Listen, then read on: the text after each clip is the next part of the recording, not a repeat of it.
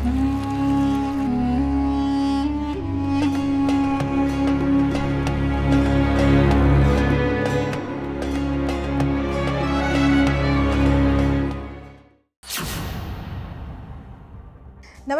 मैं हूं आपके साथ कविता राणा।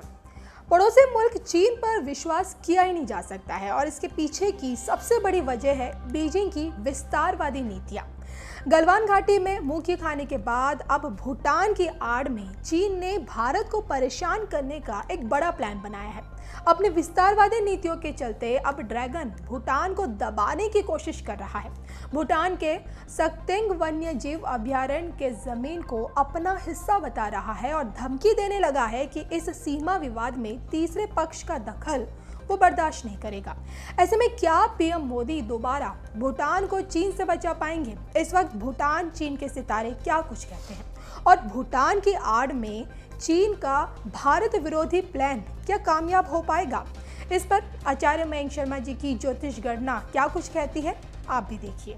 नमस्कार दर्शकों, मैं हूं ज्योतिषाचार्य मयंक शर्मा और आज हम चर्चा करने जा रहे हैं कि चीन, भूटान और भारत को लेकर कि चीन से फिर भूटान को क्या बचा पाएंगे मोदी जी। क्या कुछ स्थितियां बनती नजर आ रही है? क्या भूटान के ऊपर कोई बड़ा संकट आने वाला है या भूटान एक बार फिर सुरक्षित रहेगा, भारत जैसे देश को उसका फायदा मिलेगा?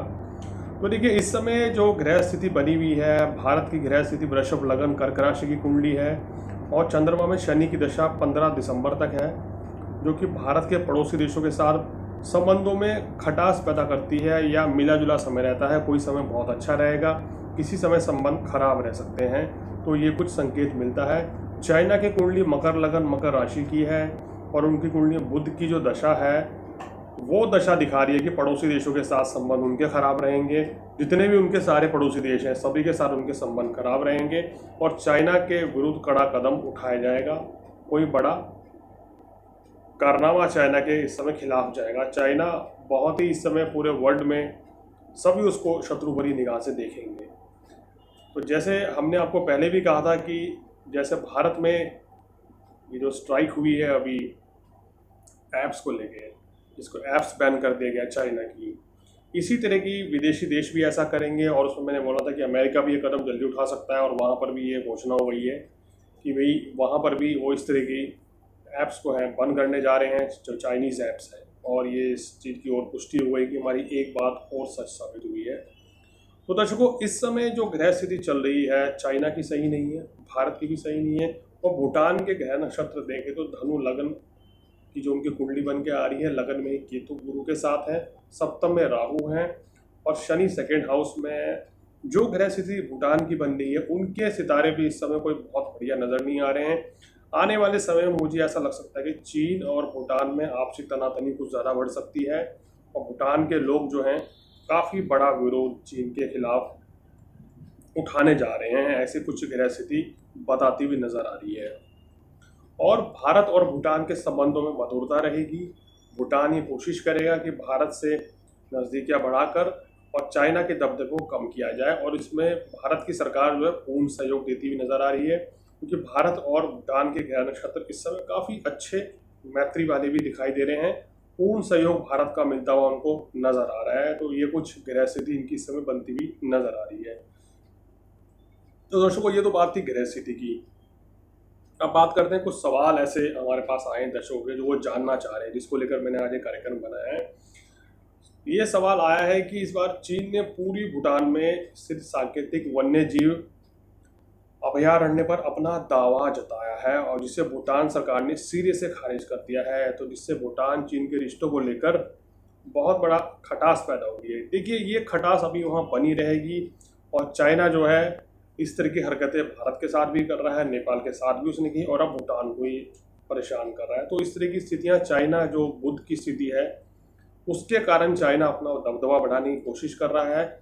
लेकिन चाइना की कुंडली में सप्तम भाव में मंगल का होना, अष्टम में शनि का जाना, लग्नेश होकर अष्टम में जाना, उसको वर्ल्ड की सुपर पावर नहीं बना सकता है। वो वर्ल्ड क्या, एशिया की भी महाशक्ति अकेले नहीं बन पाएगा। कहीं ना कहीं उसके दबदबे में कमी होती हुई नजर आ रही है। भूटान के ऊपर वो किसी भी तरीके से कब्जा नहीं कर सकता है। आने वाले समय में उसको अपनी बात से पीछे हटना पड़ेगा और जिस जगह अपना वो दावा ठोक रहा है वो भी उसको सिरे से नकारना पड़ेगा। तो ये ग्रह स्थिति बता रही है साफ साफ कि चाइना के समय बहुत खराब हैं। भूटान के जो सितारे हैं वो आने वाले समय में बहुत ही बेहतर होते हुए नजर आ रहे हैं।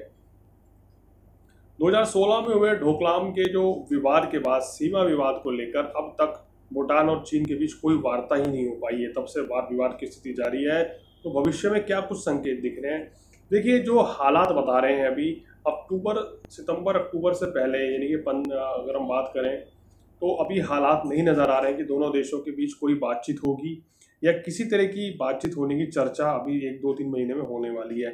जो भी हालात बनेंगे 15 सितंबर के साथ बनेंगे, उससे पहले किसी तरह की कोई परिस्थिति बनती हुई नज़र नहीं आ रही है। लेकिन हाँ, भूटान का सितारे फेवर में है।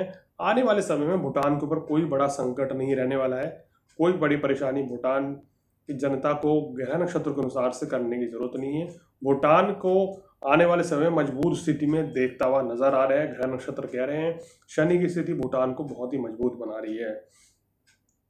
तो एक सवाल ये भी आया है, क्या पीएम मोदी जी इस बार जैसे डोकलाम में बचा लिया था भूटान को, क्या इस बार भी बचाएंगे? जी हाँ, बिल्कुल। जो उनकी स्थिति बताती है कि दोनों देशों के संबंध बहुत अच्छे हैं और मोदी जी अपनी कहना चाहिए कि ताकत से, अपनी हिम्मत से और अपने कहना चाहिए कि कूटनीति के बल पर, जी हाँ, कूटनीति के बल पर एक बार फिर भूटान का पूरा साथ देंगे और भूटान को चीन से बचाएंगे और चीन के ऊपर दबाव बना रहेगा कि वो अपने इस पड़ोसी देश के ऊपर किसी तरीके से कब्जा नहीं कर सकता है। ये स्थिति बन रही है। एक और आखिरी सवाल आया है कि आखिर क्यों चीन के पड़ोसी देश जो हैं उससे दूर होते जा रहे हैं, चाहे वो जापान हो, भूटान हो, ऑस्ट्रेलिया हो, ताइवान हो। देखिए, चाइना की जो नीति है वो बहुत ही खराब है। चाइना सुपर पावर बनना चाहता है कि वो साउथ एशिया में अपने आप को सबसे बड़ा दिखाए और उससे बड़ा सुपर पावर कोई ना हो। ये उसकी ग्रह स्थिति बताती है। सप्तम में नीच का मंगल नीचता की हद कर देता है, उसके ऊपर भरोसा नहीं किया जा सकता। लगन का स्वामी अष्टम भाव में जाना शनि का ये संकेत देता है कि चाइना सुपर पावर अकेले बलबूते हुए साउथ एशिया में भी नहीं बन सकता है। पूरे विश्व की तो बात ही छोड़ दीजिए।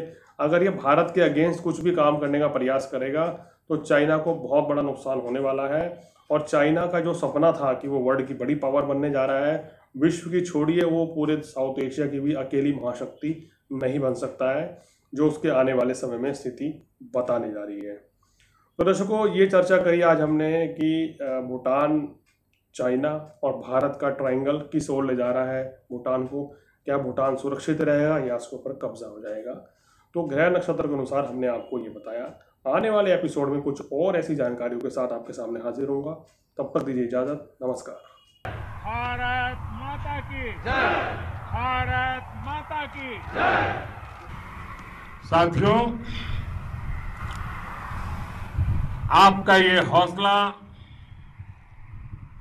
आपका शौर्य और मां भारती के मान सम्मान की रक्षा के लिए आपका समर्पण अतुलनीय है। आपकी जीवटता भी दुनिया में किसी से भी कम नहीं है। जिन कठिन परिस्थितियों में, जिस ऊंचाई पर आप मां भारती की ढाल बनकर के उसकी रक्षा करते हैं, उसकी सेवा करते हैं, उसका मुकाबला पूरे विश्व में कोई नहीं कर सकता है। आपका साहस उस ऊंचाई से भी ऊंचा है जहां आप तैनात हैं। आपका निश्चय उस घाटी से भी सख्त है जिसको रोज आप अपने कदमों से नापते हैं। आपकी भुजाएं उन चट्टानों जैसी मजबूत है जो आपके इर्द गिर्द खड़ी है। आपकी इच्छा शक्ति आसपास के पर्वतों जितनी अटल है।